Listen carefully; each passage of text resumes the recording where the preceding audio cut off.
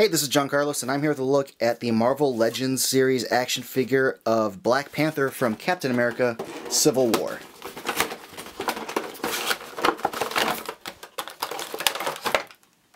I am so freaking happy with how this figure turned out. I think it's such a strong figure, and even though it doesn't really have almost any accessories to speak of, I still think it's a great figure with a great value because the sculpt is so good. Hell, most of the figure is black and there's barely any paint to speak of, and it's still a totally strong figure. Look at the details just within like the legs alone. As far as like the crisscrossing right there at like the waist and hips, just the line patterns going down like above his knee, and just going down his legs, the little pointed lines that go up, you know, back behind his legs, just like his feet, and the details within those lines going down around the footing and the separation at the toes. The silver paint is good as well, but I really think there's some really strong work here.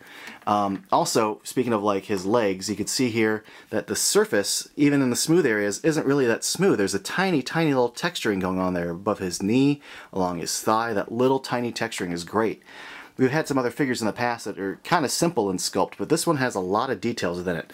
I think a lot of details, and I'm really, really excited about what strong work has gone into this. All the lines going down his chest, across his chest really, and the necklace and the way how, you know, it would just sort of rest around his neck in the movie costume, but for this piece, it's like a secondary neck piece that's been plugged into the chest, so it rests along the figure perfectly. It's very well sculpted. You can see all the detail going on in the back of the figure too. Really, really strong work. Also going down along his arms, I could just rave more about the details within it, but you can start to see, and the silver paint, where there is silver paint, it's pretty clean and pretty good, especially on his little vibranium claws. I'm really happy with how that turned out.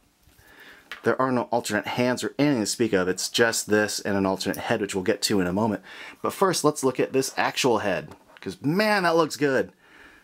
I mean, in the movie, he had such detailed patterns right there by the ear area, and there they are, and it looks just great. I like the way the quote-unquote ears scoop up, but the details of the silver lines around his mouth, the different groove lines around his mouth, his eyeball paint, the silver lines on his head and forehead. Really, really good work. I think that looks just freaking awesome. So yeah, there's the back of the head, and as expected, articulation on this is pretty strong. You've got like the ball jointed, like hinged shoulder, you got the swivel at the bicep, you've got a double elbow joint, you've got the hinged and swiveling wrist that comes in and out for the wrist, so you can go meow like that.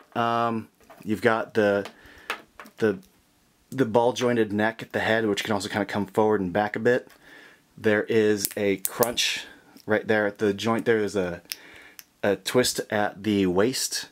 There is a mid-thigh cut on top of the basic leg joint, double knee joint, and the hinged and swiveling ankle, which does help articulate the figure as far as the ankles and getting a good stance out of this. Now, there's also an alternate head.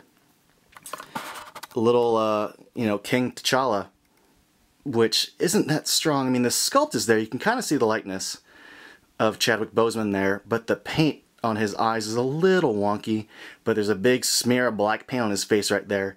But the hairline is painted well, and I do think the sculpt is decent, but, you know, there have been less detailed heads, like the Steve Rogers head that they keep using in Marvel Legends is just a joke, so this is better than that. He also comes with the Build-A-Figure Giant Man leg. There you go. I don't have the rest of them, so whatever. So yeah, in the end, I'm just really happy with this figure. It's got really pretty strong articulation. You can get him in some pretty fun little, like, attack poses, and oh, I should probably switch out the head so you guys can see that. Yeah, just for point of reference. The head changed out really easily, but yeah, the head is such a basic sculpt and design compared to how detailed the rest of the body is. It does feel kind of cartoony on this body, but still, I freaking love this figure. I loved Black Panther in the movie, and I think this figure is an awesome figure. So thanks for watching, everybody, and follow me on Instagram and Facebook and all that stuff.